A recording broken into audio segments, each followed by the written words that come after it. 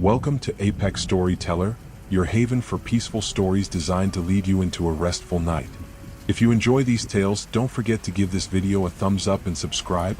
It allows me to share more calming stories with you and others in need of tranquility. Drop a comment below letting me know where you're tuning in from and what time it is for you. Now, settle into your most comfortable space, close your eyes, and let's embark on this relaxing experience together. In the heart of nowhere, there's a town you've never heard of. It doesn't appear on any map, and the people who live there, well, they're not exactly like you. Every year, the town seems to shrink, its borders getting closer, its streets quieter, as if something, or someone, is drawing them in. No one talks about what happens after the sun goes down, but everyone knows, you don't leave at night. But what if someone from the outside, someone like you, accidentally stumbles into this forgotten place?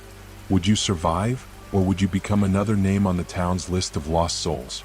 It was a crisp autumn evening when Daniel Brooks found himself on a road he couldn't recall taking. The dense woods surrounding him seemed to close in with every mile, the sky growing darker as the sun dipped beneath the horizon. He had been driving for hours, or was it days? The road had seemed endless, twisting and turning with no signs, no indication of where it led. His GPS had long since lost signal, and his phone, which had been fine just a few hours earlier, was now showing only static. A small, unsettling feeling began to creep into his mind. The kind of feeling that made you check your mirrors more than once, even though you knew no one was there. He tried to shake it off. Maybe it was just fatigue. He had been driving for over 6 hours after all. The thought of reaching his destination, wherever it was, pushed him forward. Suddenly, the trees parted, revealing a small town nestled in the valley below. The kind of town that seemed frozen in time. The buildings were old, but not in a charming vintage way. No, these buildings had seen better days. The paint was peeling, the windows cracked, and yet the town appeared oddly still. It was the kind of place where you felt like you were being watched, even though no one was there. Daniel's car slowed as he approached the entrance to the town. There was no welcome sign, no population count, no indicator that this was anything more than an out-of-place speck on the map. The road stretched ahead, disappearing into the heart of the town. He thought about turning back. The eerie silence in the air gnawed at him, but something kept him moving forward. Curiosity, a need to know where he was, what he was. He reached the first street, and as he passed, he noticed the faint glow of lights flickering in some of the homes. The houses were close together, too close, their windows dark but for the occasional flicker of movement that made him squint. There were no cars parked on the streets, no children running or dogs barking. Just the sound of his tires on the cracked pavement. The air was thick, heavy with something he couldn't quite place. It was as if the town was holding its breath, waiting for something to happen. Daniel felt it, the weight of the stillness pressing in from all sides. He turned down a side street, hoping to find a gas station or at least a place to ask for directions. But as he drove, the buildings seemed to stretch out longer than they should have, like the streets themselves were changing. They weren't familiar, yet they felt like they were pulling him deeper into the town. As he passed an old diner with its neon sign flickering weakly in the dusk, he saw the first sign of life. A figure standing by the window, staring directly at him. It was a man, old, with a face that looked as if it had been etched into stone. His eyes were wide and his expression was strange, almost pleading but not quite. Daniel felt a chill race up his spine as the man slowly raised his hand in a slow, deliberate wave. A wave that sent an unexplainable shiver through him. Why was he waving? Who was he waving to? Daniel's foot hovered over the gas pedal, unsure whether to stop or keep going. But before he could make up his mind, the man turned and vanished into the shadows of the diner. He was gone, just like that. And in the silence that followed, Daniel's heart pounded in his chest. Was it a coincidence? Or was there something more sinister at play here? He pulled up to a small gas station at the edge of town. It was run down, with faded pumps that looked as though they hadn't been used in years. The station had a small convenience store attached, and as Daniel parked, he could see the flickering light inside. He stepped out of the car, and the sudden rush of cold air made him shiver.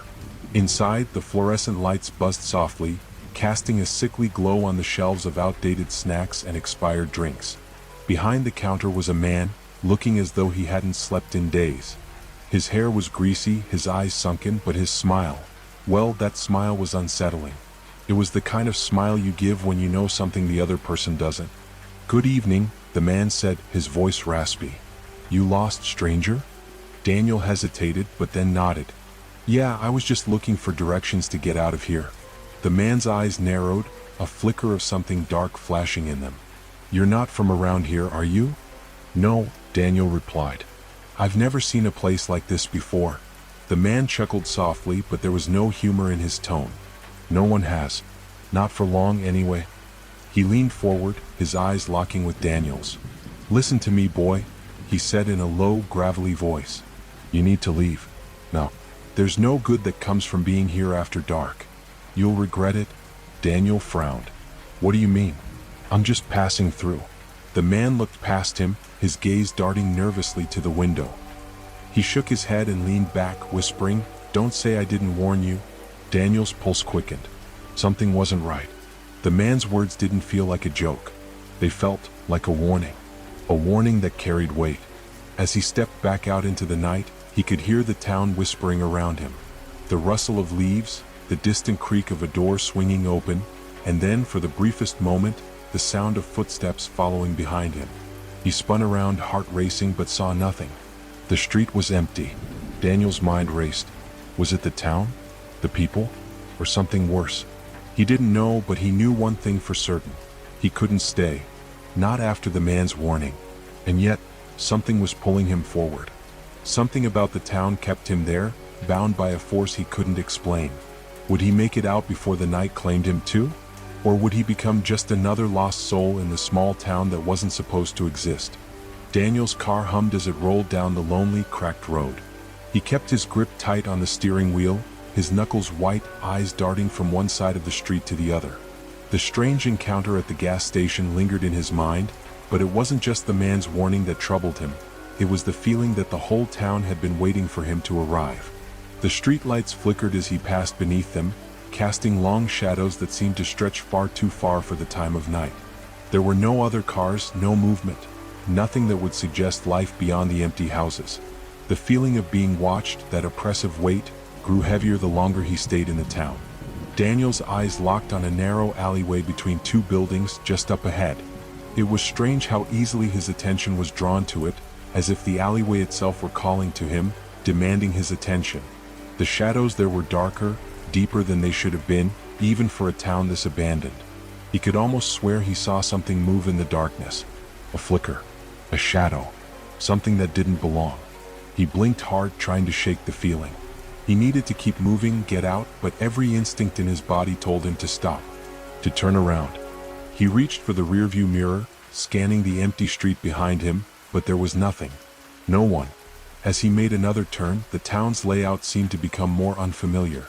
The streets twisted and turned in ways that felt wrong, like the very geography of the place was warping as he moved through it. Every intersection was a dead end, every road a loop back into the heart of the town. He had already passed the same corner 3 times, and the buildings began to look all too familiar, yet not familiar at all. Daniel couldn't help but wonder, was the town shifting? Or was it his mind playing tricks on him? He pressed the gas pedal a little harder, the engine growling in protest. But no matter how fast he drove, the same old buildings loomed in front of him again and again, their windows like hollow eyes staring back. As his headlights swept across the street ahead, a figure emerged from the darkness. It was a woman, standing motionless in the middle of the road, her pale face barely visible under the hood of a long, ragged cloak. Daniel slammed on the brakes, the tires screeching in protest, and the car jerked to a stop just inches from the woman. His heart raced in his chest.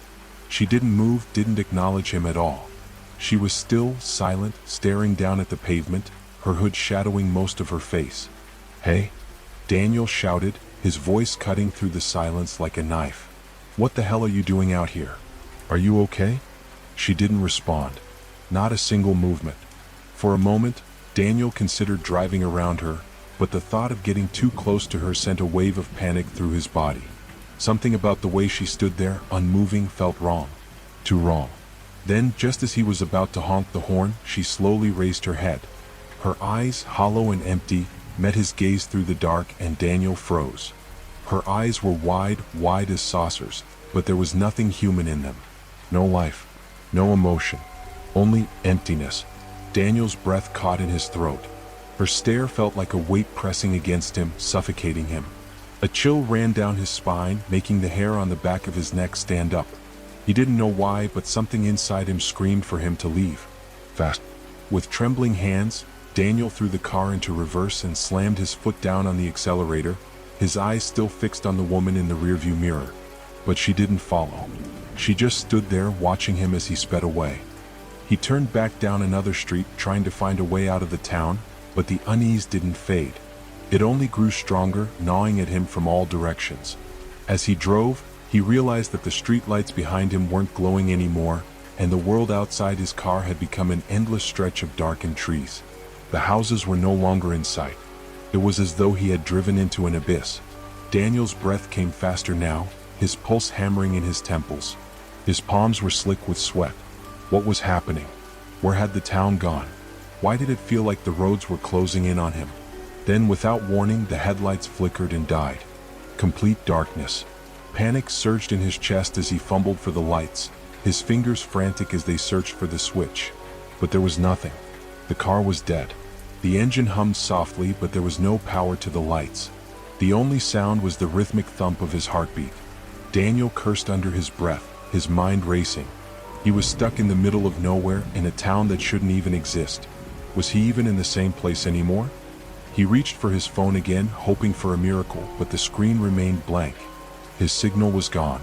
The eerie silence surrounded him, pressing in from every side. He wanted to scream, to call for help, but he couldn't move, couldn't think. The oppressive air, thick with something he couldn't name, had locked him in place. And then he heard it. Soft at first, like a whisper carried by the wind. A voice. It was coming from the woods. He rolled down the window, straining to hear, but all he could catch were broken, fragmented words. A name. His name. Daniel? It was a voice he recognized, but it wasn't the voice of anyone he knew. The sound made his blood run cold. It wasn't a whisper of comfort. It wasn't a call for help. It was a summons, a beckoning, and the very nature of the voice made his stomach twist in terror. Daniel? It called again. And this time it sounded so close. Too close. He gripped the wheel, his pulse racing. Who's there? His voice cracked as he tried to push the words out, but the voice didn't answer. Instead, it lingered in the air, vibrating with an unnatural tension. He was no longer alone. Something was moving in the shadows. Something watching. Something waiting. And it knew his name. Daniel sat frozen in the driver's seat, his hands still gripping the steering wheel, his body stiff with terror. The air outside the car was thick with silence, the kind of silence that made every small noise feel deafening. The faint sound of his own breath was all he could hear, but that eerie whisper still lingered, hanging in the air like a shadow. It was as if the voice was everywhere at once, wrapping itself around him. Daniel, the voice was low, familiar, and yet alien. It seemed to come from the very trees themselves, from the night that surrounded him. His heart skipped a beat. Who was it? The voice had called to him, and it sounded like someone he knew. But there was no one around. The streets were empty, the houses dark, and the woods impossibly still. He glanced around, his eyes darting nervously from the trees to the rearview mirror. But there was nothing. No one. The street was deserted. It was as though the town had swallowed everyone up, leaving only him behind. Yet, the feeling that he wasn't alone remained, growing heavier with each passing second. The air pressed in on him, thick and suffocating. Who's there? Daniel's voice trembled, barely a whisper himself. His words seemed to vanish into the silence, swallowed by the darkness. No answer. No movement. Just the oppressive quiet that gnawed at his sanity. He exhaled sharply, his mind racing. This couldn't be happening. This wasn't real. Maybe he was just exhausted. Maybe the isolation, the long drive, had caused him to snap. It was possible. After all, he hadn't slept in over a day. But as the seconds dragged on, doubt began to creep in. He turned the key in the ignition again, hoping for a miracle, but the car remained lifeless. That panic surged in his chest. He was trapped. No phone. No power. No way out. He thought about running, but where would he go? The woods? The town? The dark alleyways? No, he'd seen enough. This place wasn't safe. It wasn't right. It was as though the town itself was holding him captive, toying with him. A gust of wind howled outside, sending a shiver through him. Then the faintest sound of footsteps reached his ears. A soft, rhythmic tapping. 1 step, 2 steps, 3. His pulse quickened. It was too slow, too deliberate. Like someone walking toward him, someone who wasn't trying to hide their presence. Someone who knew he was there. Someone who wanted him to know. "Who's there?" Daniel demanded, his voice shaking but louder now, more forceful. The footsteps stopped. He waited, every muscle in his body coiled with tension, his eyes scanning the darkness for any sign of movement. The only thing he could see was the flickering of the streetlights in the distance, casting long shadows that stretched far beyond what should have been possible. His car was a small island of light in the sea of dark, and he felt like the very night was closing in on him, swallowing up everything. Then, from the corner of his eye, he saw it. A figure, standing at the edge of the woods just beyond the tree line. At first, it was just a silhouette, barely distinguishable against the blackness. But then the figure stepped forward into the light. It was the woman from before. Her ragged cloak fluttered in the wind, her pale face illuminated by the dim glow of the car's headlights. She stood there, still and silent, staring at him with those wide, empty eyes. The same eyes that had pierced through him earlier. Daniel's breath caught in his throat. Why was she here again? Why wasn't she moving? And why was she looking at him like that? The woman took a step forward. Her footfall was quiet, too quiet for someone standing on gravel. But the sound of it echoed through Daniel's skull, louder than anything he had ever heard. It was as though the ground itself was reverberating with her presence, like the town was shaking underfoot. He tried to call out again, but the words lodged in his throat. He could barely breathe. His mind raced, trying to make sense of the situation. She couldn't be real, right? Maybe it was another hallucination. Maybe his exhaustion had pushed him into a fevered dream. But then, without warning, she tilted her head. A slow, deliberate movement, like a predator sizing up its prey. Her eyes didn't leave his for a second. Daniel could feel the weight of her stare digging into his very soul. And then, just as quickly as she had appeared, she turned and walked back into the woods, vanishing into the trees like a shadow melting into the night. No sound, no footsteps, no rustle of leaves, just nothing. Daniel's chest tightened as he watched her disappear. For a moment he wondered if he had imagined it all. Maybe it was just a trick of the light. Maybe he had been too tired to think straight. But he knew better. Something was terribly wrong. He took a deep breath, trying to steady his racing heart. He had to leave. He had to get out of here before it was too late. But just as he was about to shift into gear, a loud knock echoed on his window. His heart stopped. The knock was sharp, forceful. And it wasn't just one. It came again and again. Each knock echoed in his bones, louder than the last. His eyes darted to the window, and through the glass he saw another figure. A man. His face obscured by shadows, but his posture, rigid, unmoving, made it clear he was waiting. Waiting for something. Daniel's blood ran cold. He didn't want to open the window. He didn't want to see whatever this was. But his curiosity, his need to know, pushed him to turn the handle. He rolled the window down just a crack, barely enough to hear. "Get out of here," the man said, his voice low and hoarse. It sounded like he was struggling to speak, as though every word was a laborious effort. "This town, it doesn't want you here." Daniel's breath caught. His heart pounded in his chest. There it was again. That warning. The same words the man at the gas station had spoken. But this time they held more weight. They weren't just a random warning. They were a threat. A promise. The man's eyes flickered to the side, and Daniel followed his gaze, but there was nothing there. Just the woods. The darkness. Then, as quickly as he had appeared, the man was gone. Disappeared into the shadows. Vanished. Daniel sat there, his mind spinning, his body frozen. His window was still cracked open, the cold air seeping in, carrying the scent of wet earth and decay. But the man's warning echoed in his mind. The town didn't want him here. And somehow he knew that meant more than just leaving. It meant survival. The next morning, the oppressive weight of the night still lingered around Daniel like a thick fog.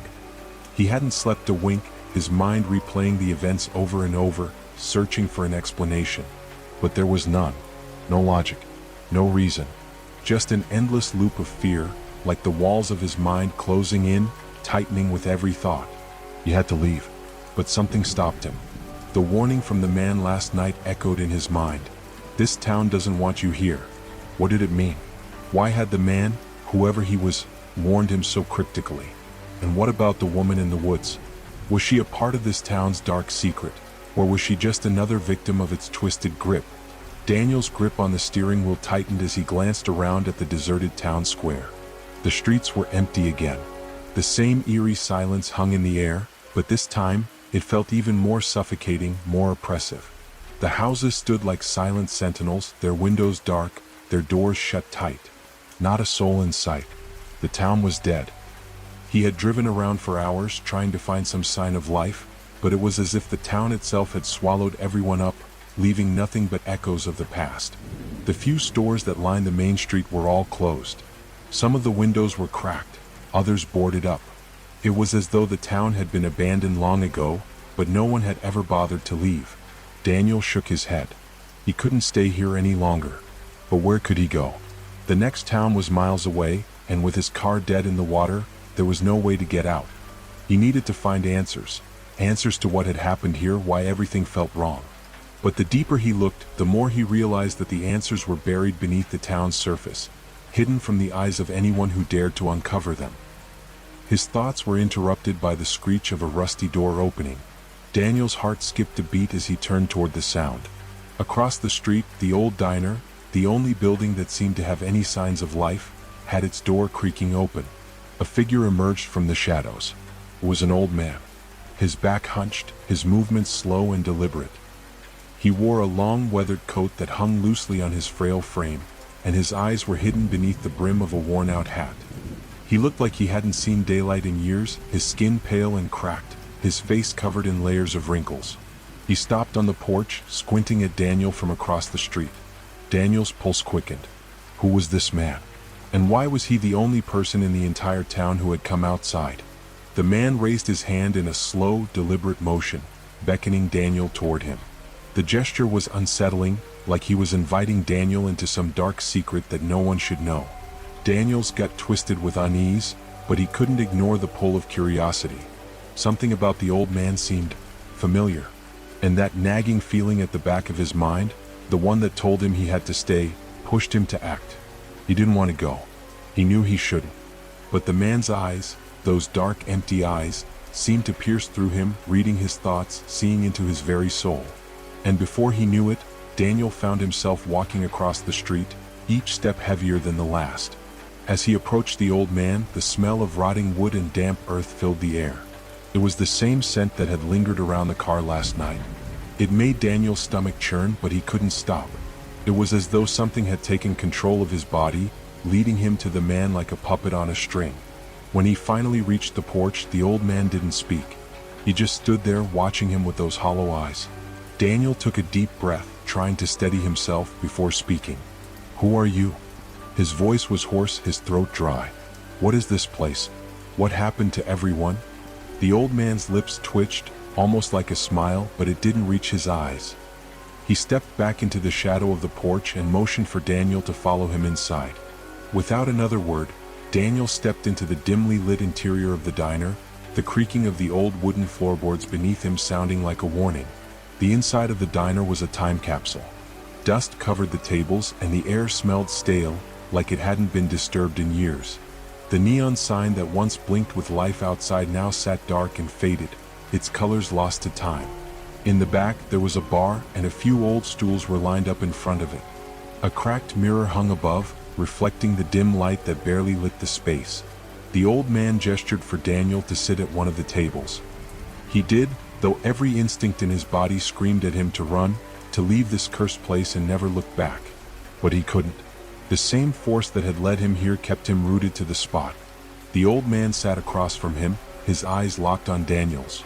There was something deeply unsettling about his gaze, like he was waiting for Daniel to figure something out, something he couldn't quite grasp yet. After a long, heavy silence, the old man finally spoke. "You're not the first to come here." His voice was rasping, barely more than a whisper. "But you will be the last." Daniel's heart skipped a beat. "What do you mean?" The old man leaned forward, his face shadowed in the dim light. "This town, it's not like others. It doesn't want visitors. It never has. People come here and they disappear. They're consumed by it. And you will be too. Daniel's breath caught in his throat. Consumed? What are you talking about? The old man reached into the folds of his coat and pulled out an old, faded photograph. He slid it across the table toward Daniel. This was taken many years ago.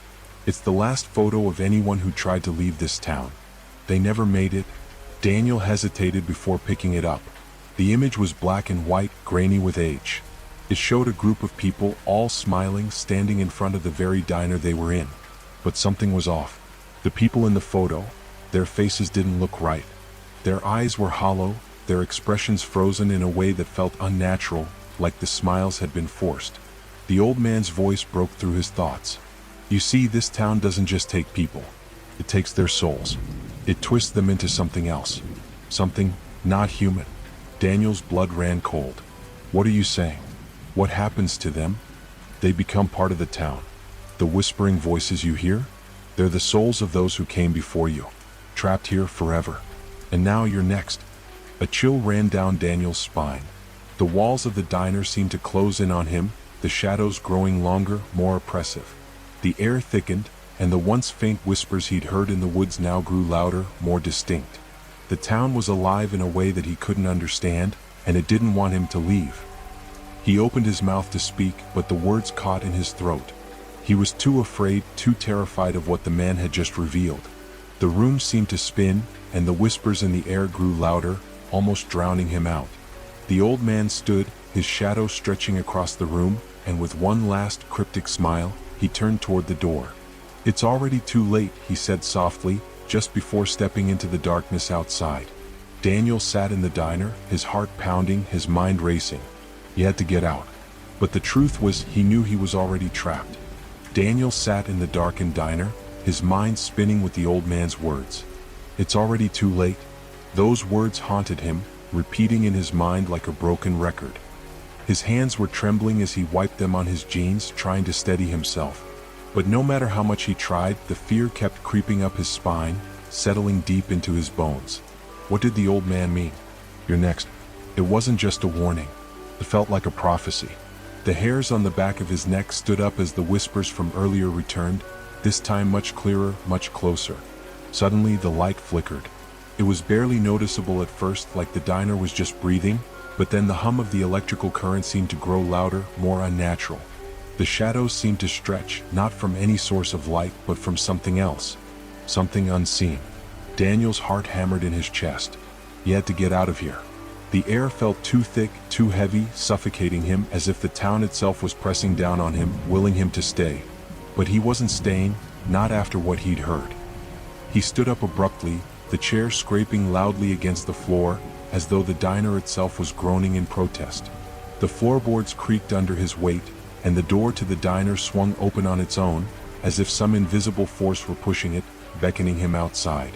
With a deep breath, he stepped over the threshold, the cold night air hitting his face with the harshness of a slap. The quiet was deafening, too quiet. There were no crickets, no wind rustling through the trees. It was as though nature itself had been muted, leaving the town in an unnatural stillness. The moon was low in the sky, casting long, jagged shadows across the empty streets. The fog from earlier had returned, rolling in from the edges of the town, swallowing the buildings and the ground beneath his feet. Daniel's footsteps were loud in the silence as he made his way back to his car. He needed to leave. He needed to escape before whatever was lurking in the darkness found him. But as he approached the vehicle, something stopped him. The car wasn't where he had left it. He froze, his breath catching in his throat. The parking spot was empty, the spot where his car had been only moments ago now void of any sign of it. Panic flooded his chest, and he turned quickly to scan the area. No lights, no movement, no sounds, just the empty street stretching endlessly in both directions. A figure appeared in the mist, emerging slowly from the fog. Daniel's heart skipped a beat as his gaze fixed on the shadowy shape. The figure moved with deliberate slowness, and as it came into the dim light, Daniel's breath caught in his throat. It was the woman, the one he had seen in the woods. She was standing at the edge of the road, staring at him with hollow eyes, her face gaunt, her skin pale as death. The wind blew her long, dark hair away from her face, but there was something wrong with her movements. She wasn't walking. She was gliding, as though the ground beneath her was no longer something she had to touch. For a moment, Daniel just stood there, rooted to the spot. His legs felt like stone, frozen in place by the sheer terror coursing through him. His mind screamed at him to run, but his body wouldn't obey. Leave? Her voice was barely a whisper, a soft, haunting sound carried on the breeze, but it was enough to send chills down his spine. It wasn't just her words, it was the way she said them. Leave. It wasn't a suggestion. It was an order. Daniel swallowed hard, his throat dry. What are you? The question left his lips before he could stop it. She didn't answer right away. Instead, her hollow gaze moved to something behind him, just past his shoulder. Her eyes widened slightly, her lips parting in what almost seemed like a warning. Without saying another word, she turned and began to walk away, moving effortlessly through the mist, vanishing into the shadows. Daniel's instincts kicked in. He spun around quickly, expecting to see something following him, but there was nothing. The street was empty, dead silent. But the feeling of being watched never left him. It was there, lingering in the air, as though something invisible was closing in around him. His pulse raced. He couldn't shake the feeling that the woman wasn't just trying to warn him. She was trying to stop him from seeing something. Something that lay hidden in the town's depths. Something that had to stay hidden. And whatever it was, it didn't want him to know the truth. Daniel turned back toward the diner, his thoughts a whirlwind of confusion and fear. The whispers were louder now, echoing from every direction. It was impossible to pinpoint where they were coming from, but they felt close. So close that it was as if the voices were inside his own head, taunting him, drawing him in. He took a step back toward the diner, but the door slammed shut on its own with a deafening bang, making him jump. His heart pounded in his chest and his body froze. Something was wrong. This town, this place wasn't just abandoned, it was alive. Alive in a way that defied everything he knew about the world. And whatever it wasn't letting him leave. Daniel turned and ran, his legs moving before his brain could process the fear. The sound of his footsteps was deafening in the stillness as he ran toward the streetlights, trying to find some sort of escape, but with each step, it felt as though the town was closing in on him. The shadows seemed to stretch farther, the fog thicker, the whispers louder. His eyes darted from side to side, searching for anything that might offer him an out, but everything around him looked the same. The empty streets, the lifeless buildings, the heavy silence that pressed in on him like a vice. And then he heard it, a soft, scraping noise from behind him. It was slow, deliberate, like something or someone was following him. He didn't dare look back. He couldn't. The mere thought of what might be there, what might be lurking behind him, was enough to drive him mad. His breath came in shallow gasps, his legs burning as he pushed himself harder, faster, into the unknown. The town had changed. There was no doubt about that anymore. It wasn't just a town, it was something else. Something ancient, something alive, and whatever it was, it didn't want him to leave. The question wasn't if he would survive, it was whether he could uncover the town's twisted secret before it was too late. Daniel's heart was pounding in his chest, each beat a harsh reminder that he was being hunted, though by what or whom he couldn't say. The footsteps behind him were close now, too close, and the scraping sound, low and rhythmic, seemed to follow him with every frantic step he took. His lungs burned and his legs felt like they were made of lead, but he couldn't stop. He couldn't afford to stop, not now. Not when whatever was trailing him was so close. He turned a corner, hoping to lose whatever was pursuing him, but it didn't work. The sound didn't change, it didn't hesitate. It was as though it knew exactly where he was going, exactly how to stay right on his tail. Panic clawed at his mind. He had to get to safety. Where's the car? Where had he left it? He couldn't think straight. His mind was reeling, trying to make sense of the impossible, but there was no explanation, no rational explanation that could explain what was happening to him. He tried to focus. The car. He had to get to the car. Another turn. Another dead-end street. And then there it was, the car. He could see it in the distance, parked in an alley just ahead. He almost couldn't believe it. He ran faster, desperate, but as he closed the distance between himself and the car, something stopped him. It wasn't the footsteps. They were still there, still following. No, this was something different. Something was wrong with the car. He reached it in a few seconds, but his hands froze inches from the door handle. His mind was screaming for him to run, to get away, but his body just wouldn't obey. The car had been tampered with.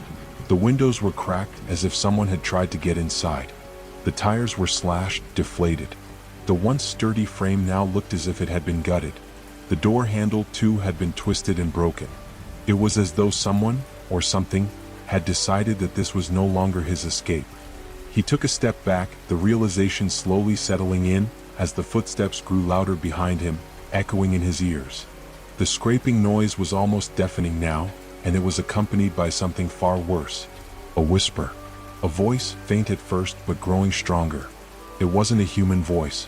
It was something darker, something more sinister. Run. The voice was thin, almost breathless, and it came from right behind him, a whisper that sent a jolt of terror straight through his spine. Without thinking, Daniel spun around, his eyes wide, scanning the shadows that loomed around him. There was nothing there. Nothing but the fog, thickening with every passing second. It swallowed the streets, cloaking everything in a suffocating, oppressive darkness. And then he saw it. In the center of the fog, a figure emerged. It was tall, impossibly tall, its limbs too long and too thin, stretching as if they were made of shadow. Its face, or what was left of it, was pale, its features distorted, a grotesque mask of hunger and rage. Its eyes were hollow, empty voids, dark as the night itself. The air turned ice cold as it took a step toward him, its body swaying unnaturally with each movement. The ground beneath its feet didn't seem to touch the earth. It glided like the woman from earlier, but this one was far more menacing. It didn't speak. It didn't need to. The weight of its presence was enough. Daniel's breath caught in his throat. It's coming for me. It wasn't a question. It was a fact. He turned and ran again, his feet pounding the pavement, but the thing, whatever it was, didn't chase him. Just watched. Its dark eyes never leaving him. The scraping noise behind him seemed to grow louder, now more like nails on a chalkboard, and Daniel's mind raced. He had to keep moving. He had to keep going. The town was playing with him. It had to be. The whispers, the shadows, the figures, it wasn't real. None of this was real. He had to keep telling himself that, because if he didn't, he would break. And breaking wasn't an option. Not now. Not when it seemed like there was nowhere to go, nowhere to hide. His mind flashed back to the old man's words. It's already too late. The old man had been right. He had underestimated this place. This town wasn't just haunted. It was alive, living, breathing. The people, the ones who had vanished, they weren't gone. They were still here, trapped just like him. Caught in an endless cycle of fear and darkness.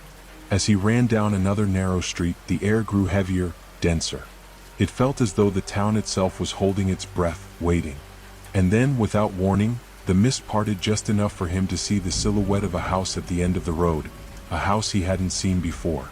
It was old, decaying, the windows boarded up, and the door slightly ajar. It stood like a monument to the forgotten, to the lost. Is it a trap? The question ran through his mind, but his feet were already moving toward it. It was the only option. The only chance he had left to figure out what was happening and why this town had it out for him. As he reached the front steps, the door creaked open further, as if inviting him in. The scraping sound had stopped, but the whispers, the chilling whispers, were now coming from inside the house. They beckoned him forward like a lure, but Daniel didn't hesitate. He stepped into the darkness, his heart pounding as he crossed the threshold. The moment he entered, the door slammed shut behind him with a thunderous bang, cutting off any hope of retreat. He was trapped. Inside the house, the air was thick with dust and decay. The floorboards creaked under his weight, and the silence was broken only by the faint whispers that seemed to come from all directions. His eyes scanned the room, trying to make sense of the space, but there was nothing here that made sense. No furniture, no decoration. Just empty, hollow walls and a cold that seemed to seep into his bones. The whispers grew louder as he moved further into the house, guiding him down a narrow hallway toward a door at the end. It was old, rotting, and covered in strange symbols that didn't make any sense. They were like nothing he had ever seen, and they seemed to shimmer in the dim light, pulsing as if they had a life of their own. And as he reached for the door handle, the whispers stopped. Complete silence. And then he heard it. A low growl, deep and guttural, coming from the other side of the door. The question wasn't whether Daniel would survive anymore. It was whether he would make it to the truth, or whether the town would consume him before he had the chance to find out. Daniel's hand trembled as it hovered just above the handle of the door. The growl on the other side was deep and resonant, a sound that made his blood run cold. It wasn't just the sound of some animal, it was something far darker, far more ancient. The hairs on the back of his neck stood up, and for a moment, all he could do was stand there, his breath shallow and ragged, his heart hammering in his chest. What is that? The growl sounded again, closer this time, as though the thing was right on the other side of the door. He could feel the air shift, the temperature dropping as the darkness in the room deepened. The light from the hallway seemed to bend around the door, refusing to illuminate what lay beyond it. And then, almost imperceptibly, the whispers began again.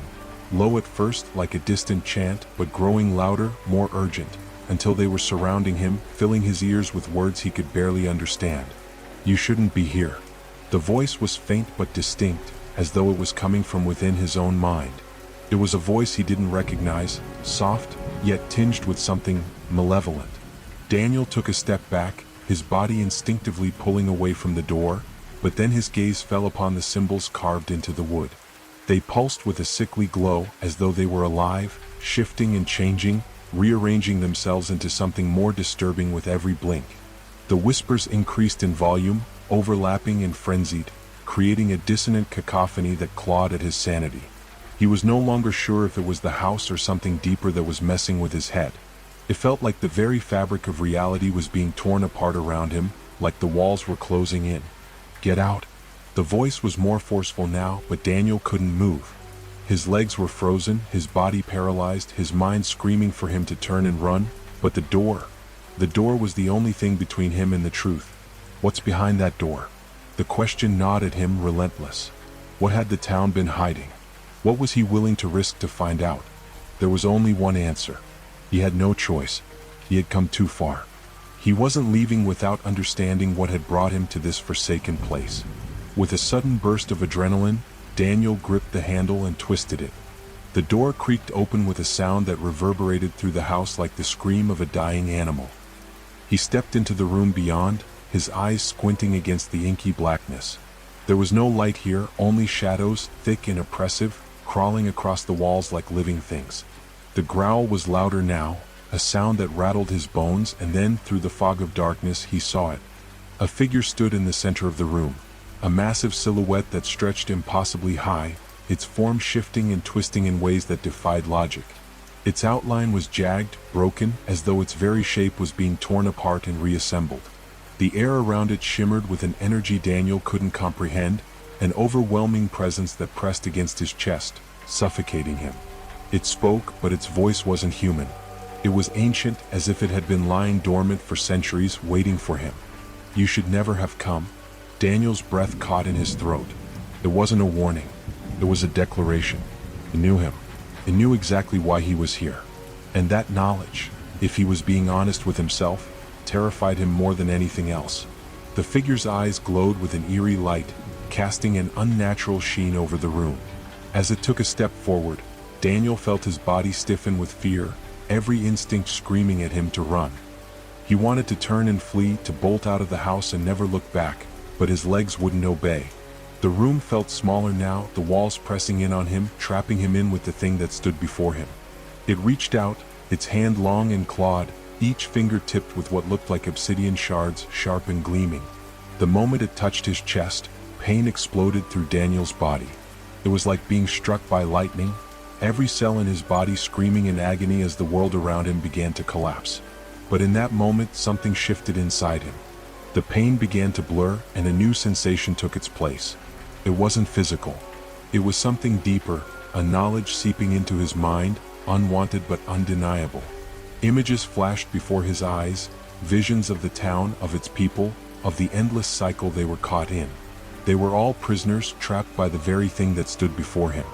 The truth was clear now, more terrifying than anything he could have imagined. The town itself wasn't haunted. It was cursed. And the people who lived there weren't just victims. They were bound to it. They had become part of it, just like the figure before him. The price of the truth was everything. You wanted to know. The creature's voice was soft, but the malice was unmistakable. You wanted to know why you were here. You wanted to know why we are trapped in this cycle. But now you'll never leave. You are part of us now. Daniel felt the weight of its words sink into his bones, a cold certainty that spread through him, numbing him. He tried to scream, to fight, but the pain only deepened, and the world around him began to fragment. The walls of the house, the whispers, the figure, they all began to twist, warping into something that defied any semblance of reality. "Welcome home." The last words Daniel heard before everything went black were the most chilling of all. The room, the house, the town, they faded away, dissolving into a sea of darkness, and Daniel was no more. Robert had always been skeptical of the tales, ghosts, curses, haunted places. He thought they were just stories. But as he stood in front of the decaying mansion, his heart raced for reasons he couldn't explain. The air was thick with something unnatural, and despite the eerily calm exterior, Robert felt watched. There was something inside, something waiting for him to make the first move. As he stepped across the threshold, the door creaked shut behind him, and the feeling of being alone vanished. But were the stories true? Or had Robert just made the biggest mistake of his life? Robert had never believed in ghosts. That was something other people feared, something they imagined in the dark corners of their minds. He was different, logical, practical, grounded. But as he stared up at the looming house in front of him, the ground beneath his feet suddenly felt less solid. The mansion had been abandoned for years, its windows broken and the once grand stone pillars now crumbling into dust. It was a place that no one dared to step into, not since the fire. And Robert wasn't about to let a fire scare him off. After all, the place was just old, nothing more, nothing less. He had no reason to fear it. Still, as he approached, his boots echoing against the cracked pavement, a strange unease began to gnaw at him. His thoughts weren't his own. Was someone watching him? The air was too still. The trees around the house were unmoving, their branches stiff and silent. The wind had died completely, and in that eerie stillness, Robert felt his own breath become shallow. "Stop it," he told himself. "You're being foolish." But then something made him pause. The front door, once ajar, now stood wide open. It hadn't been like that when he arrived. Robert frowned, taking a cautious step closer. There was no sign of anyone inside, no movement. The only sound was the creaking of the door, as though it was beckoning him in. Against his better judgment, he stepped forward. The door swung wider, its hinges groaning in protest. He felt a rush of cold air, sharp enough to make him shiver, and then nothing. Complete silence. A silence so deep it was almost suffocating. Inside, the air was thick with dust. The hallway stretched before him, cloaked in shadows, and Robert could barely make out the faint outline of a staircase leading upwards. The faint scent of something old, something rotting, lingered in the air. His throat tightened, but he forced himself to take another step. It was just an old house. There was no reason to feel so on edge. But as his foot hit the first step of the staircase, the door behind him slammed shut with a deafening bang. Robert froze. His heart leapt into his throat, and the hairs on the back of his neck stood on end. No way. He whipped around, expecting to see someone, anything, but there was nothing. The house seemed empty, yet the door had been slammed shut by nothing. His pulse quickened, and a shiver ran down his spine. Something was wrong. He turned back to the hallway, taking a deep breath, trying to shake off the feeling that was slowly creeping up on him. The silence seemed to press in on him from all sides, as if the house was alive, watching, waiting for something. Or someone. Robert stepped further into the house, his every footstep echoing louder than the last. He tried to focus on the mundane, on the dry leaves crunching beneath his boots, on the dust drifting through the air, but his mind kept wandering back to that door, to the cold breath that had seemed to come from nowhere. He moved deeper into the house, his eyes darting around, searching for anything that could explain what he had just experienced. The hallway was long, too long. The walls seemed to close in on him with each step. Was he moving forward? Or was he just trapped in the same place over and over? Suddenly, the faint sound of footsteps echoed from somewhere above. Robert stopped dead in his tracks. His heart pounded in his chest, a primal fear taking root in his gut. No one else was supposed to be here. No one had been in the house for years. Had he heard that? Was it just the wind? Or was someone else in the house? "Hello?" he called out, his voice trembling despite his best efforts. He swallowed hard, expecting an answer that never came. Only silence. And then the footsteps started again. They were getting closer. Robert's mind raced. Was it possible that someone else had come in, someone who hadn't been as cautious as he had? He thought about turning and leaving, but something kept him rooted to the spot. The footsteps grew louder until they stopped just behind him. Without turning around, Robert's heart skipped a beat. He felt something cold against his back, like a breath.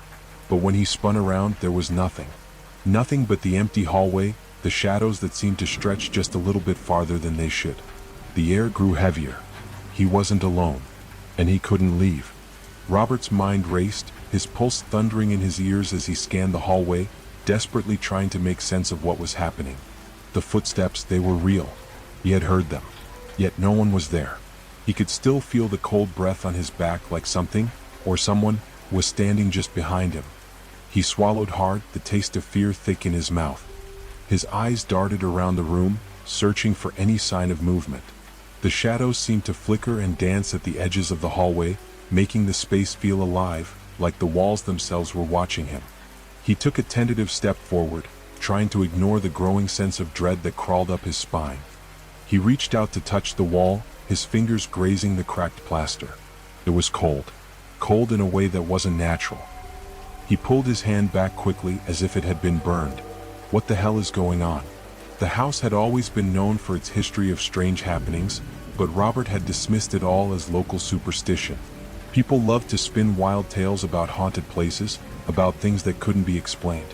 But now, in the heart of the house, surrounded by the eerie silence, he wasn't so sure anymore. The footsteps hadn't stopped. They were faint but unmistakable. Faint but closer. The soft tap of shoes against the floor echoed through the empty house, always just behind him, always following him. He looked over his shoulder again, hoping, praying to see nothing. But there was still no one. It's in your head, he told himself. It's just an old house. Just an old house. But deep down, Robert knew that wasn't the truth. He had crossed a threshold, one he couldn't come back from. The moment he stepped inside, he had triggered something. And now it was awake.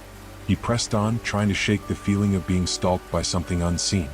The hallway stretched before him, its dark corners hiding secrets he wasn't ready to face. As he moved further into the house, the air grew colder, heavier. It clung to him like a thick, invisible fog, seeping into his skin, into his very bones. The house seemed to breathe around him. The wood beneath his feet groaned with every step, the silence punctuated by the distant creaking of floorboards above. Robert felt as if the walls themselves were moving, shifting, closing in on him. Just keep moving, he told himself. But then the whisper came. It was soft at first, so faint that Robert thought he might have imagined it. But as he stood frozen in place, the whispering grew louder. A voice, low and guttural, indistinguishable, like it was coming from all around him. It was a murmur at first, but it soon became clearer, more distinct. Get out. The word sent a jolt of electricity through Robert's body. His breath caught in his throat, his heart slamming against his ribs. He spun around, his eyes wide, his body tense, expecting to see someone standing there. But there was no one. No one at all. The whisper came again, this time from above.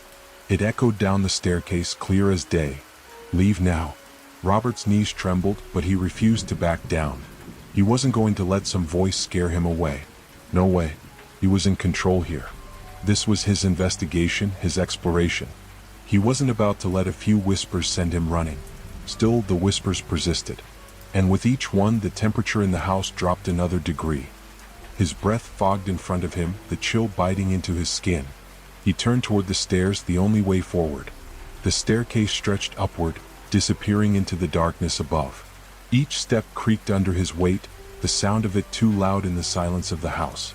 With every footfall, the walls seemed to close in tighter, the shadows growing longer, darker. The air thickened as though it were suffocating him, pressing in from all sides. Robert reached the top of the stairs, his legs heavy, as if the very weight of the house itself was pulling him down. He stood at the top, staring down the narrow corridor that stretched before him. The darkness was so thick, it seemed to consume everything in its path. And in that darkness, Robert swore he could see something moving, just beyond the reach of the faint light spilling from the hallway behind him. Something watching him. The whispering returned, this time much closer, as though it were right next to him. You shouldn't be here. The voice was clearer now, more insistent, and its tone sent chills rippling through Robert's spine. Every instinct in him screamed to turn around, to run. But his feet were frozen to the spot. His mind screamed at him to leave, but his body refused to obey. Something inside him pushed him forward into the dark hallway.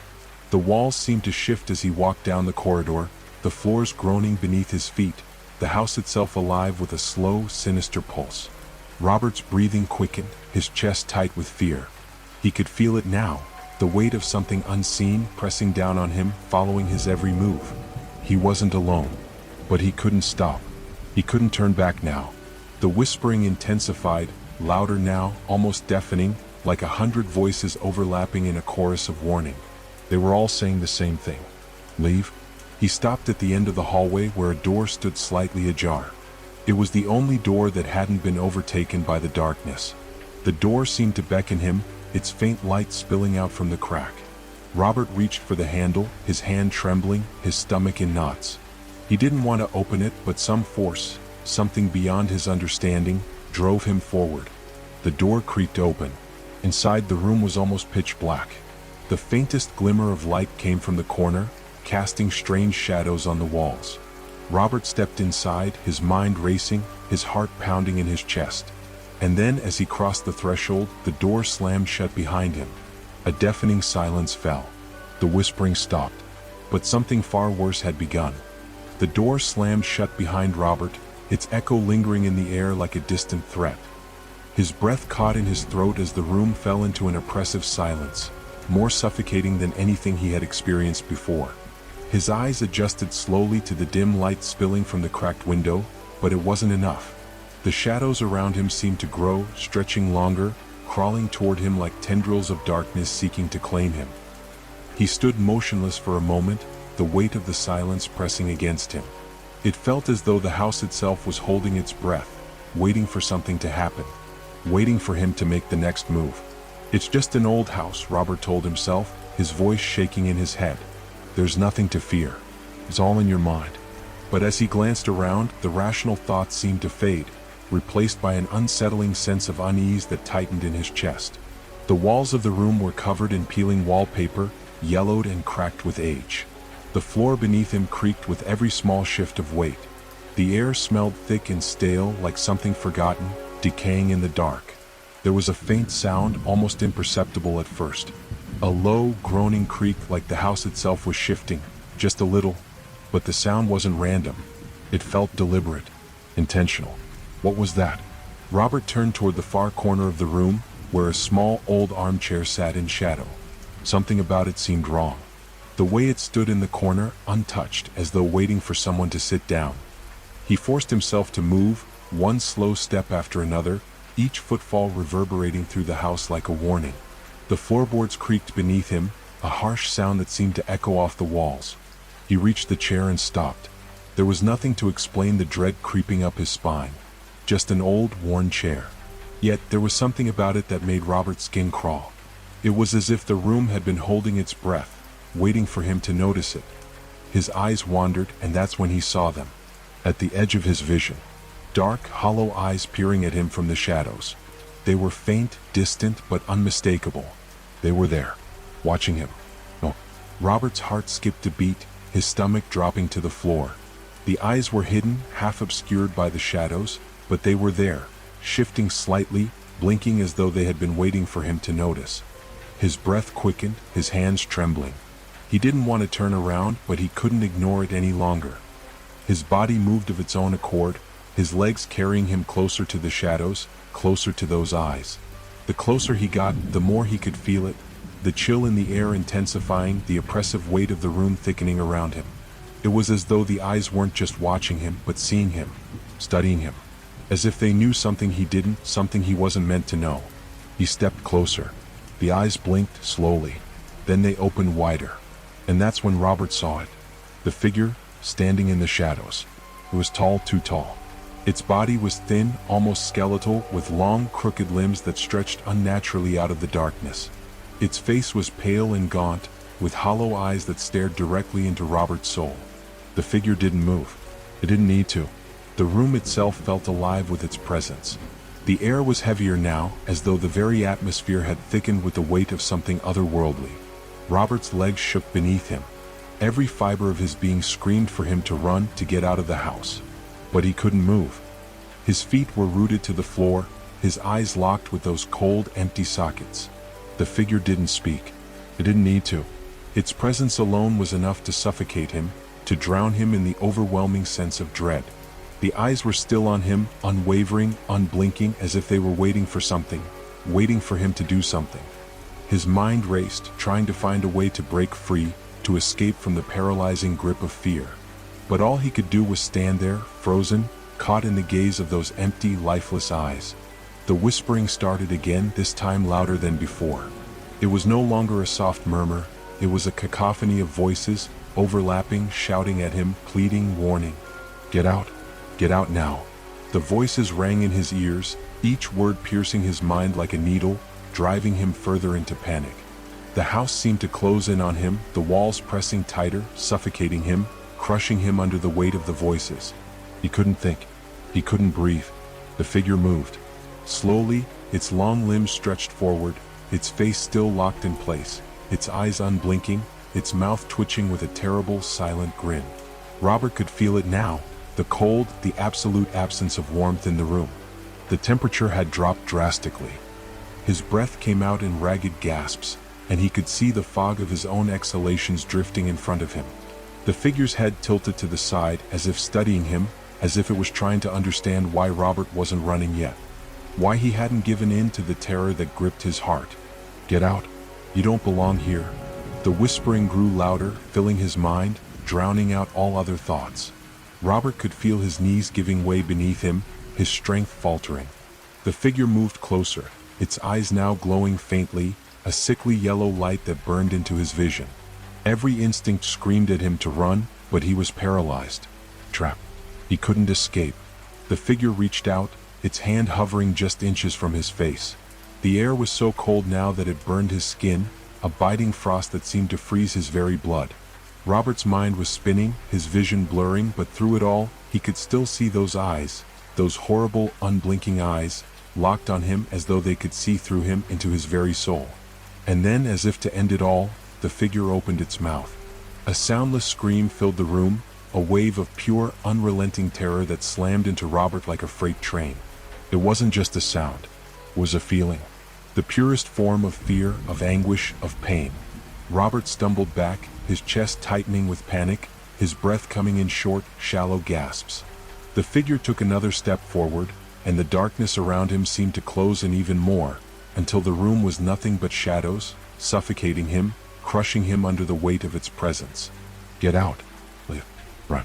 Robert's legs finally moved, his body springing into motion without thought. He turned and ran, blindly stumbling through the darkness, his mind racing for a way out, for anything that could lead him to safety. But the house was alive now, shifting and warping, the walls closing in on him with every step. And no matter how fast he ran, he couldn't escape the feeling that someone, was still following him, still watching him. Robert's legs burned with exhaustion, each step heavier than the last. His mind was a blur, still trapped in the panic of the last few moments, the lingering sensation of something following him, something waiting. The oppressive darkness of the house seemed to press down on him, an invisible weight suffocating his every move. He had to find a way out. There had to be an exit, there had to be a way out. But no matter how hard he tried to think, his brain felt clouded, confused. He was lost. Completely, utterly lost in the twisted labyrinth of the house. The walls seemed to shift and twist, almost as if the house itself were alive, reacting to his every move. The air was thick, and the floorboards groaned under his weight, their eerie, familiar sound echoing in the silence. With each step, Robert's senses seemed to sharpen and dull in equal measure. He could hear the faintest creaks from above, as though the house had just awoken, alive, aware, watching him. He rounded a corner, his heart hammering in his chest when he saw it. A door. A small, weathered door tucked away at the end of a narrow corridor, almost hidden from view. It wasn't like the others he had passed. This one stood alone, unmarked, almost out of place. But as he stared at it, Robert couldn't shake the feeling that it had been waiting for him, as though the house had brought him here intentionally. Against his better judgment, he moved toward it. His fingers brushed over the old wood, the surface rough, cracked, like it hadn't been touched in years. The air around him grew colder with every step. A distant thud echoed from somewhere in the house, but he couldn't tell where it had come from. The world felt unnaturally still, as if the house was holding its breath again. He pushed the door open with a creak, the hinges protesting loudly in the silence. It opened into what appeared to be a small room, barely lit by the faint glow of light filtering in through a grimy window. But as Robert stepped inside, something didn't feel right. The room was too quiet. There was no dust, no cobwebs. Everything in the room looked disturbingly pristine, as if it had been kept untouched by time. The furniture was old, worn and cracked, but it looked out of place, almost new. Robert took a tentative step inside, his breath shallow. There was a strange heaviness in the air, something pressing down on him, filling him with an overwhelming sense of unease. But it wasn't the strange, pristine quality of the room that unsettled him the most. It was the mirror on the far wall. The large, ornate mirror. The one that should not have been there. The mirror was cracked, but the cracks didn't spread in the usual way. Instead, they formed an intricate pattern, like an unnatural web that seemed to distort the reflection, twisting it. Robert's stomach churned as he approached it. His reflection didn't look right. It wasn't quite him. There was something off about the way his face appeared in the glass, something subtly wrong. He stared into the reflection, transfixed, the hairs on the back of his neck standing on end. The reflection of his face seemed to move of its own accord. It wasn't just mirroring him anymore. It was doing something else, something he couldn't understand. Robert took a step closer, unable to look away. That's when it happened. His reflection smiled. Not a normal smile, but one that stretched far too wide, unnaturally wide. It was as if the face in the mirror was trying to break free, trying to escape. The eyes too were wrong. They were too dark, hollow, lifeless. But they didn't look like his own. They were cold, empty eyes, staring back at him with a knowing, malevolent gaze. "Get out!" The voice was a whisper, a low rasp that seemed to come from deep within the mirror, not from the room around him. It felt like a threat, a warning. Robert staggered back, his heart pounding in his chest. He felt the cold sweat breaking out on his skin as the reflection in the mirror continued to smile, growing wider with each passing second.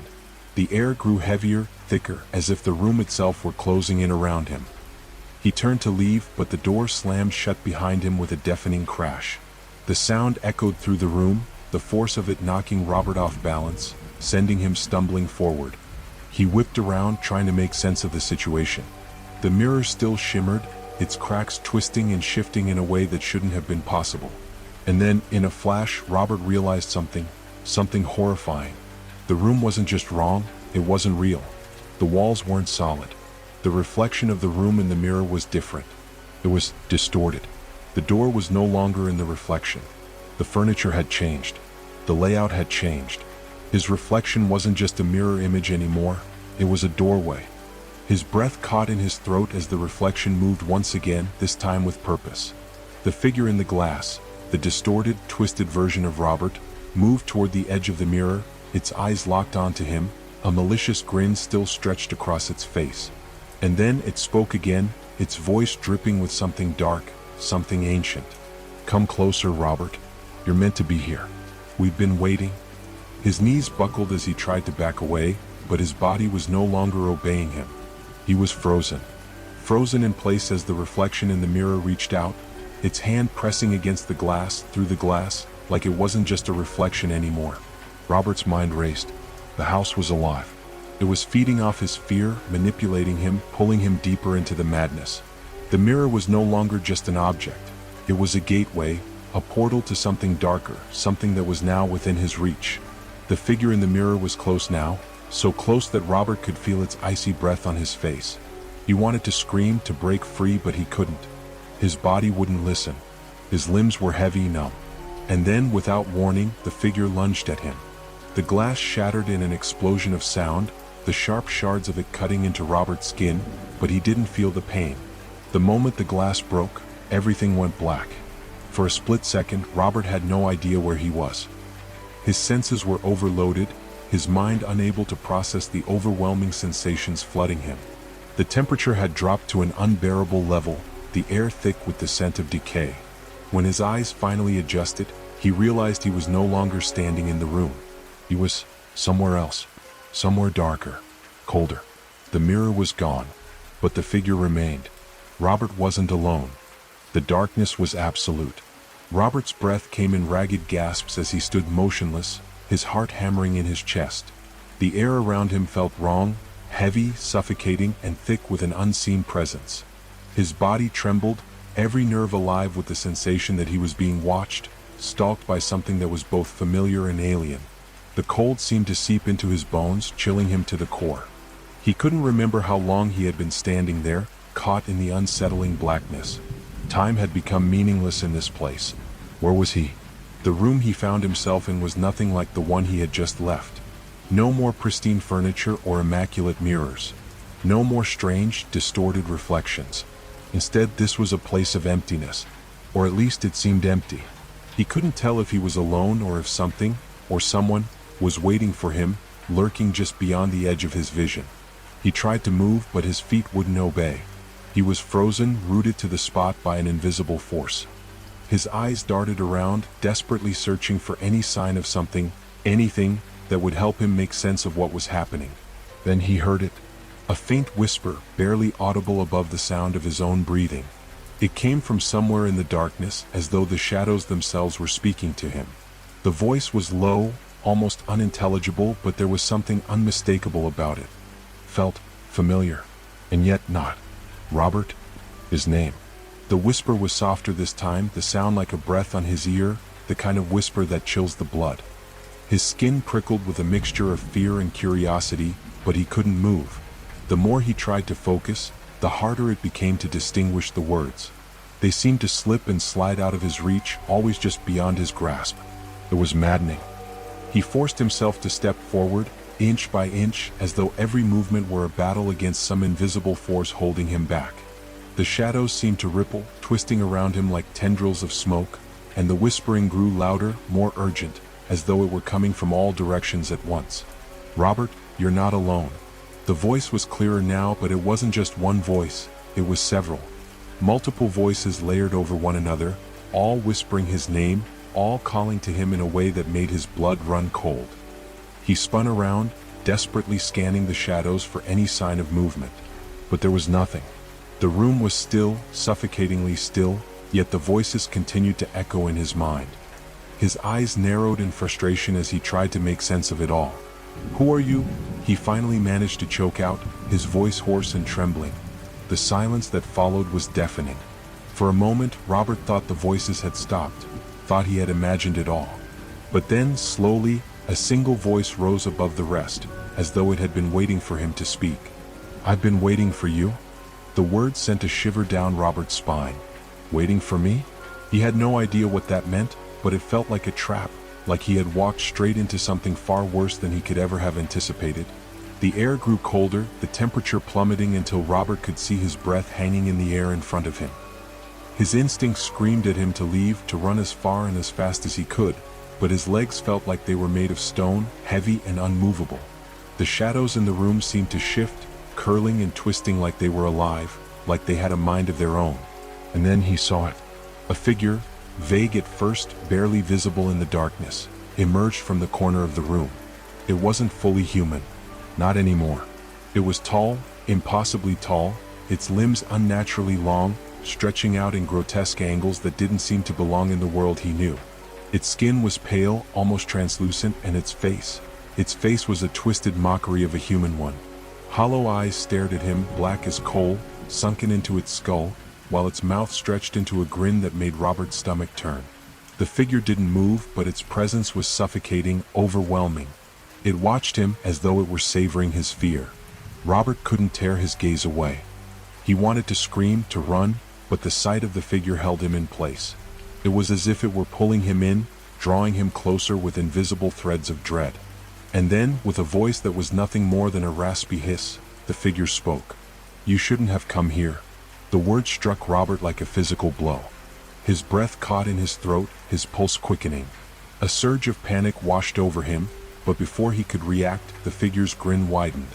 It tilted its head slightly, as if contemplating him, before raising a hand to point directly at Robert. "You've already crossed the line," the figure murmured, its voice slithering into Robert's ears like poison. "Now there's no going back." The word sent a chill straight to his bones. It was as though everything Everything he had experienced since entering this house had led him to this moment, this encounter. The whispers, the shadows, the distorted reflections, all of it had been preparing him for this. And now it was too late to escape. Before Robert could react, the shadows around him surged forward, rushing at him in a blur of blackness. They wrapped around him, thick and oppressive, squeezing the air from his lungs. He fought against them, struggling to breathe, but the shadows were relentless, pulling him deeper into the suffocating darkness. The figure was still watching him, its grin never fading, as though it knew exactly what was happening, as though it had been waiting for this moment. Robert's mind raced, the panic flooding his every thought, but there was no escape. He was trapped. Trapped in a nightmare from which there was no waking. "Goodbye, Robert," the figure whispered, its voice the last thing he heard before everything went black. The darkness swallowed Robert whole. It was a cold, suffocating kind of darkness, one that felt like it was pushing against him from all sides. He couldn't see, couldn't breathe. Every nerve in his body was on fire, his chest tight, as though his ribs had been squeezed by the very air around him. He tried to scream, but no sound came out. He reached out blindly, hoping for some sort of anchor in this void, but his hands met only emptiness. Where was he?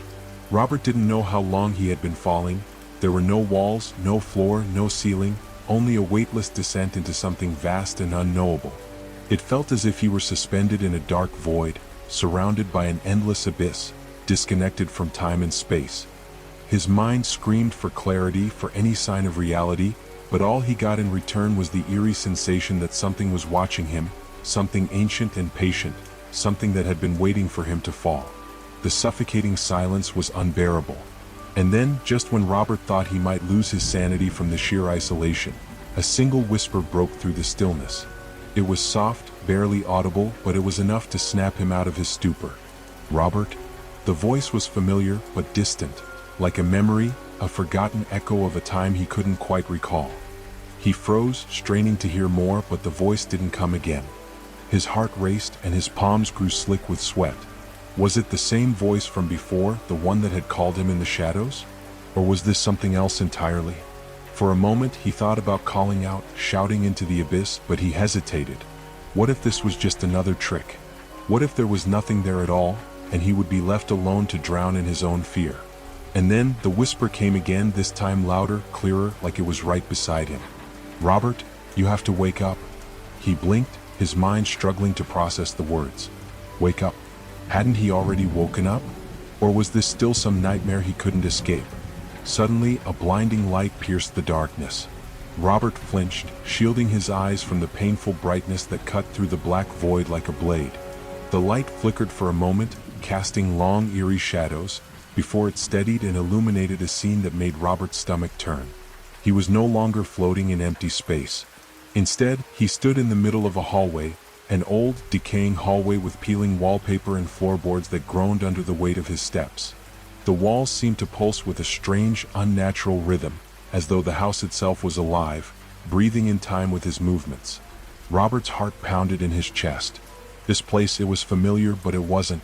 It was like a memory, a place he had once known but had forgotten long ago. His mind raced, trying to place it, but the more he thought about it, the more fragmented the memories became. Was this the same house? He took a tentative step forward, his footfall echoing loudly in the silence. The hallway stretched before him, seemingly endless, lined with doors that all looked the same, worn, broken, and covered in thick layers of dust.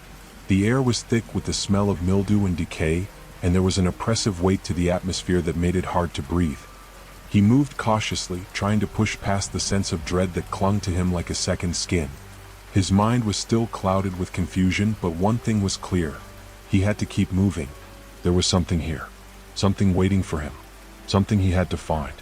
As he walked, his eyes darted from door to door, scanning for any sign of life, or anything that might offer an explanation for the nightmare he was trapped in.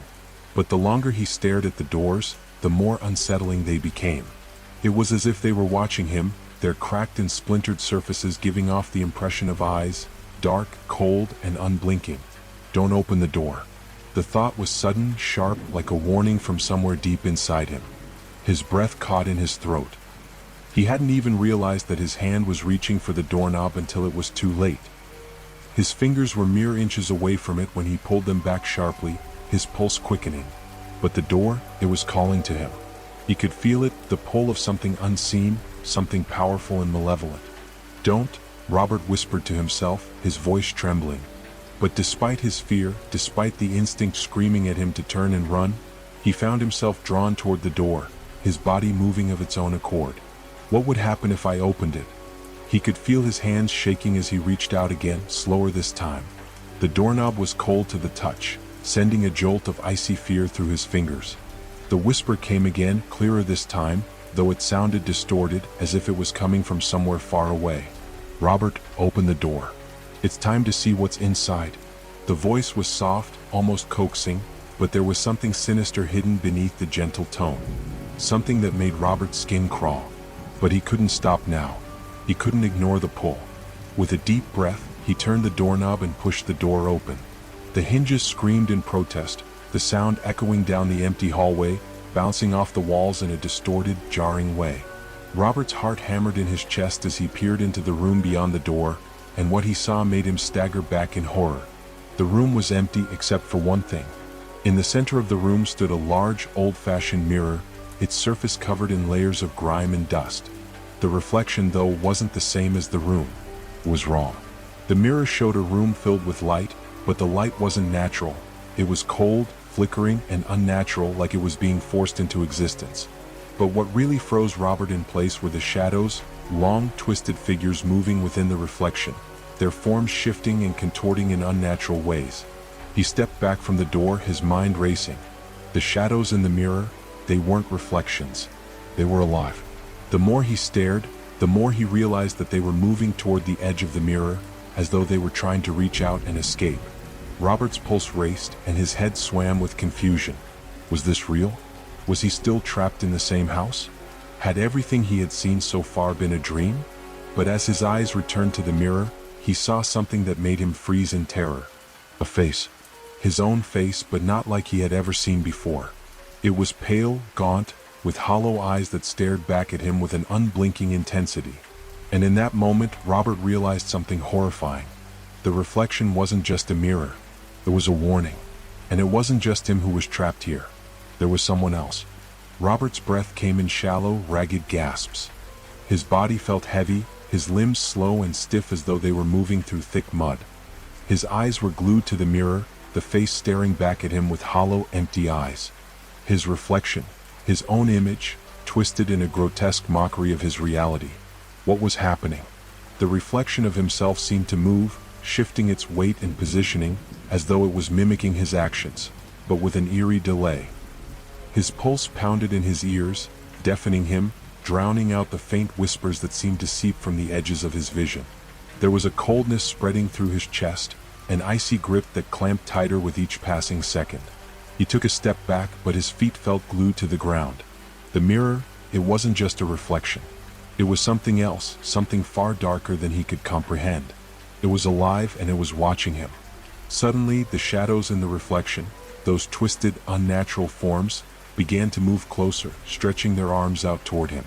The room around him seemed to pulse, the walls narrowing in on him as if the house itself was breathing, contracting with each exhale. Robert stumbled backward, his heart racing as he glanced around for an escape. But there was no escape. Not now. He had to confront it. The whispers grew louder. The voice, that same voice that had called him, that had taunted him throughout this nightmare, came again. "It's time, Robert. Time to see the truth." He reached out, his fingers trembling as they brushed against the glass. The moment his skin made contact, a shock of cold surged through his body, a jolt that made his muscles seize up. It felt as though the mirror was pulling him in, dragging him toward it, like a vortex of ice and darkness. His reflection, his twisted, gaunt self, smiled at him, its mouth widening into a grotesque grin that stretched far beyond anything human. "No," Robert whispered, his voice shaky, barely audible. He tried to pull away, but the reflection's grip tightened. His own hands, his own arms, reached toward him from the other side of the glass. He could feel the pressure building, like his very soul was being drawn through the mirror. This was it. Everything Robert had experienced up until now, the voices, the shadows, the empty house, had led to this moment. The house, the darkness, It had all been preparing him for something. But what? The mirror wasn't just showing him a reflection. It was showing him something far more sinister, something that had been there all along, lurking beneath the surface of his mind. "You've been here before, Robert?" The voice was clearer now, colder, more certain. It was no longer a whisper but a command. "You've always been here. This is your place." Robert's head spun. His knees buckled, and he crashed to the ground, his hands shaking uncontrollably as he stared at the floor, trying to find something to hold on to. But everything was wrong. The floor beneath him seemed to shift, warping and bending in ways that defied logic, as if the house was alive in ways he couldn't understand. His vision blurred, the walls around him closing in. The sense of being trapped, suffocated by the weight of the house, the weight of the mirror, was overwhelming. It was as if the house had become a living entity, feeding off his fear, growing stronger with every doubt that crept into his mind. The floor beneath him creaked, groaned, and then, for a terrifying moment, it stopped. Everything went still. A deafening silence filled the room. Robert's breath hitched. His mind raced. His heart hammered in his chest as he forced himself to stand, desperate to escape whatever was coming next. Was this the end? But then something shifted. The air around him felt thick, charged with an energy he couldn't explain. The shadows in the mirror were no longer just moving toward him. They were coming out. No, they were coming for him. In a flash, the room seemed to collapse in on itself. The mirror shattered with a deafening crack, the glass splintering into thousands of pieces that scattered across the floor like jagged shards of ice. Robert couldn't move. His body froze in place as he watched the shadows, those dark, twisted figures, pour out of the broken mirror, their forms shifting and writhing in unnatural, jerking motions. The room, once suffocatingly dark, now seemed to pulse with a grotesque light. Robert's head throbbed as the shadows gathered, closing in around him. He tried to scream, to move, but his body refused to obey. It was as if the house had claimed him, as if he had become part of it, a part of its dark, ever-growing hunger. "You belong to this house now," the voice came again, stronger, more commanding than ever. Robert could feel it, a weight on his chest, suffocating, pushing him down, crushing the air from his lungs. The darkness was closing in, filling his lungs, choking him. His mind screamed for release, but it was no use. There was no escape. He was trapped. The shadows, the spirits, surrounded him, whispering, their voices all blending together into a horrible cacophony of madness. Robert's eyes darted from one shadow to another, his heart racing in a desperate, futile attempt to escape. But it was pointless. They were everywhere. There was no way out. "You should have never come here," the voice said, the final words hanging in the air like a death sentence. The shadows closed in around him, their cold, unyielding forms pressing against him, suffocating him with their touch. Robert's body shook, his mind unraveling as the darkness consumed him. His last thought, before everything went black, was a single chilling realization. This wasn't just the end. This was the beginning of something far worse.